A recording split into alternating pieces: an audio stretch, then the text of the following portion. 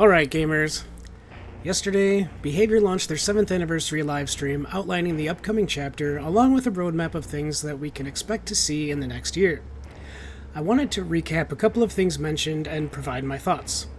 I'm not going to cover everything. For example, if you want to know more about cosmetics coming out, DBD Mobile, or a more in-depth look at the upcoming Twisted Masquerade event, I'm sure that you can go and find that.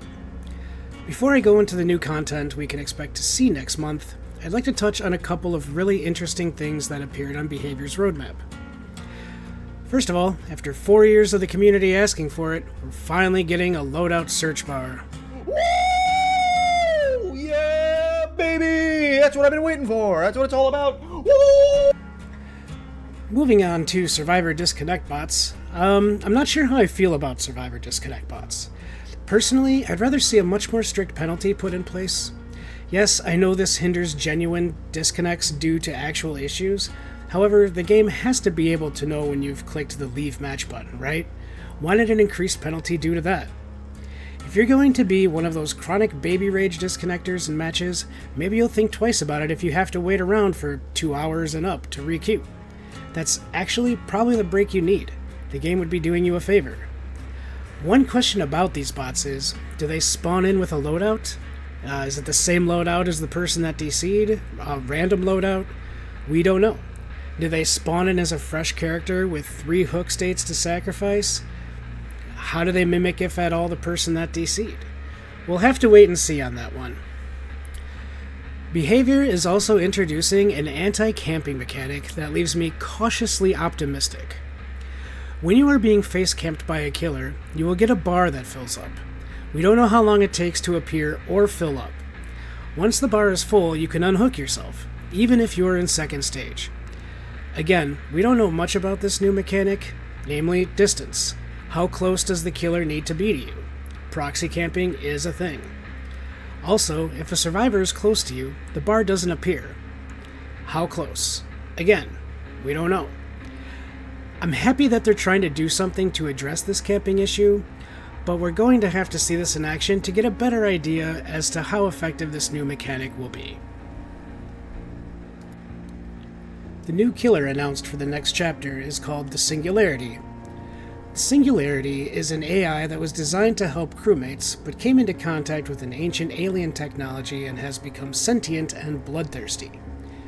There isn't much to say about this killer yet, and I don't want to be too opinionated until I've had a chance to play them next week in the PTB. For now, it would appear as if you can attach spores to objects, you can use these spores to target survivors, and shoot them with an infection that acts as a tracker. This infection is spreadable to nearby survivors. This also allows you to teleport directly next to them to begin chase, and that's about the most we know so far. Seems interesting, even if it's pretty clear this killer is an amalgamation of a few existing killers. Again, we'll know more next week. There isn't much to say about the new Survivor. We all know they're basically just skins able to use any of the available perks. However, I think we got a hint as to what this new Survivor's teachable perks will be.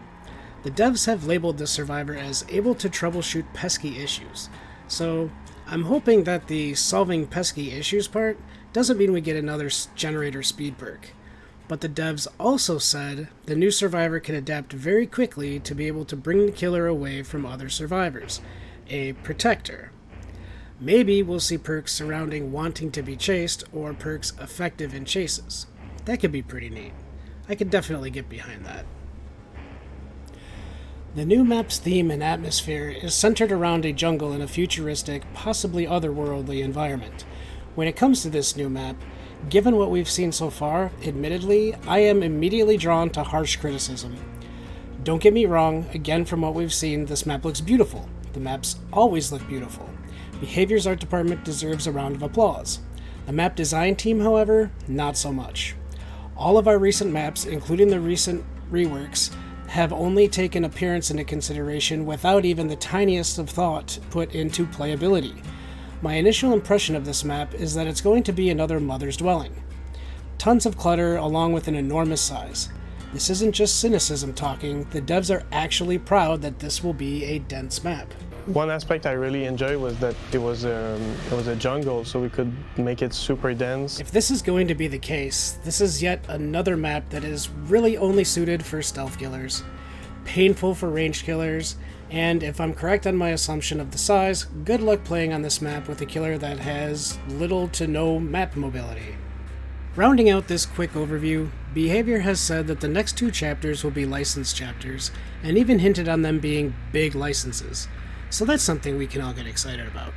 Coming up immediately after the anniversary chapter, Behaviour will be introducing a survivor-only chapter in July. We have no information on this other than the knowledge that Nicolas Cage will be coming to DBD, presumably in July. Will Nick Cage be a killer, or a survivor, or is he going to be revealed as the keeper of the compendiums? Time will definitely tell, but since we have seen his likeness as it could appear in the game, it might be a safe assumption that he will be July's Survivor chapter. I'll have more on that at the time of release. Alright gamers, I think that's going to do it for me. Thank you for watching this live stream recap. I hope that you found it informational and enjoyable. I will see you again next week after the PTB drops, and you'll get my initial impression on the new chapter. Take care, everyone. Have a good one.